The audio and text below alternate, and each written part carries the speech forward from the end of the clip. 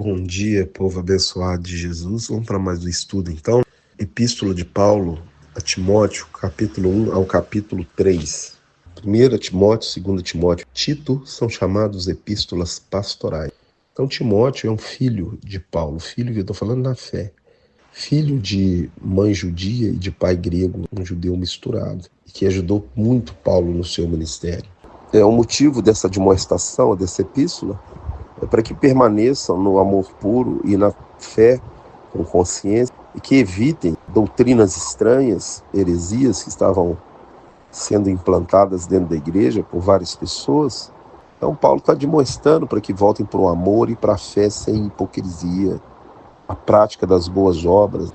Então eles tentavam estudar a lei como os judeus estudavam. E Paulo fala, sabemos que a lei é boa, se alguém utiliza dela de modo legítimo. Em Hebreus 7,12 fala assim, quando há mudança de sumo sacerdote, também há mudança de lei.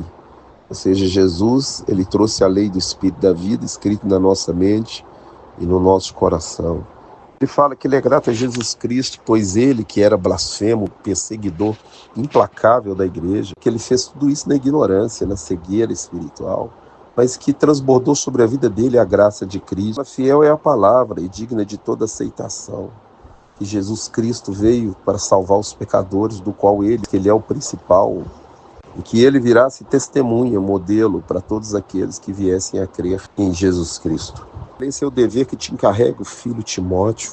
Combate o bom combate, mantendo a fé, a constância, a mansidão, o amor, a boa consciência, porque uns tendo rejeitado essas coisas, vieram a naufragar na fé.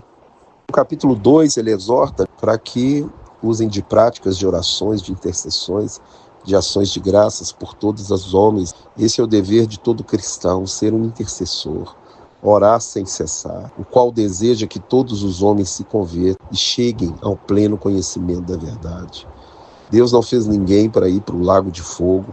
Ele fez todos para serem salvos, para serem filhos de Deus, mas ao mesmo tempo que ele fez, também deu o arbítrio e o direito de escolher em querer ter Deus como Pai ou não, porque é um só mediador e o nome dele é Jesus Cristo, homem. Testemunho que se deve dar em tempos oportunos. Por que ele frisa homem? Porque por um homem entrou o pecado no mundo e por um homem ele foi tirado. Jesus Cristo, homem, venceu na cruz como homem. Está sentado à direita do Pai, é o testemunho que você deve dar em tempos oportunos.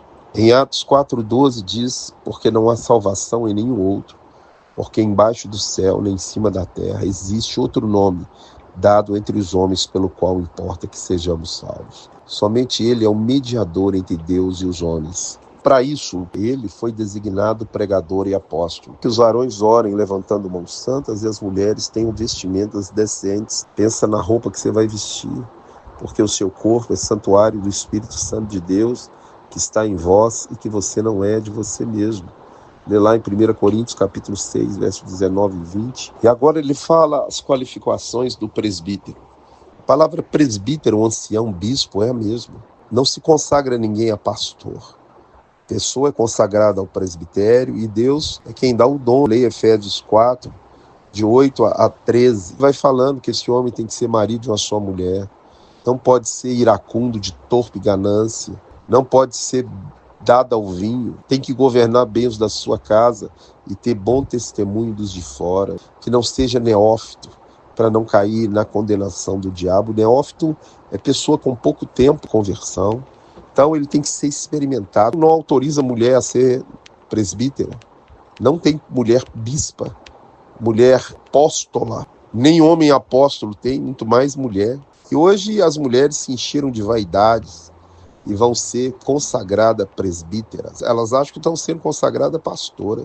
Mas quando dois presbíteros impõem mão na cabeça de alguém, ele liga aquela pessoa ao presbitério. E se você ligar uma mulher ao presbitério, está ligada errada. E ela vai sofrer as consequências de ter sido ligada de uma forma errada. Então leia aí as qualificações. Você já pensou um monte de pastor que seria desqualificado? Primeiro, não pode ser solteiro.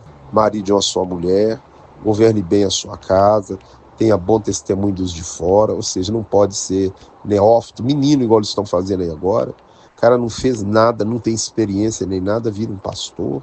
Então o diabo ele vai em cima da concupiscência das pessoas, vai transformando a verdade de Deus em mentira, mudando a verdade de Deus. Fala depois dos diáconos, e a mulher ela pode ser diaconisa, o que ela não pode ser uma presbítera. E quem exercer o ministério diaconal, ele vai ganhar muita preeminência com o Senhor Jesus.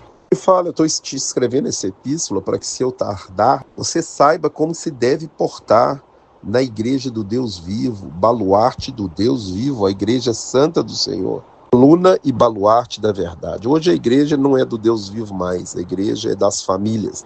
No nosso meio aí nós temos famílias de megas igrejas que estão lutando, brigando pelo império. Então Paulo ele escreve essa epístola para os presbíteros que iriam servir na igreja e também para os irmãos, mas principalmente para os pastores, para os profetas, para os mestres, para aqueles que tinham a incumbência de estar levando a igreja do Deus vivo, baluarte da verdade, e não a igreja como nós vimos hoje de famílias de pastores. Que Deus te abençoe e te guarde, em nome de Jesus, fica na paz, tenha um excelente dia.